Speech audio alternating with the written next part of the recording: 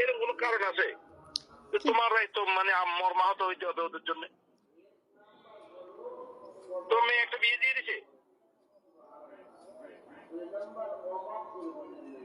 হ্যাঁ, প্রতিবেশী পাশাপাশি দীর্ঘদিন ছিলাম, খারাপ একটু লাগতেই পারে।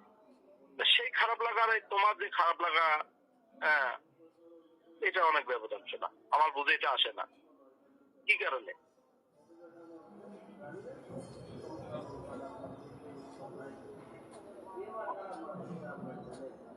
বলো না। কিছু বলার নাই, রাখো। ঠিক আছে, ভালো থাকো, ভালো থাকো, বাচ্চা দুইটারও ভালো রাখো, এটাই হচ্ছে অনুরোধ। আর কি বলি, ঘর গতকাল খুব ভালো মুখছে একদম। হ্যাঁ, তেরা দিয়ে সারা ঘর মুখছে, আজকে একটু ঝাড়ু দিয়ে দিলেই হবে, অত মশা।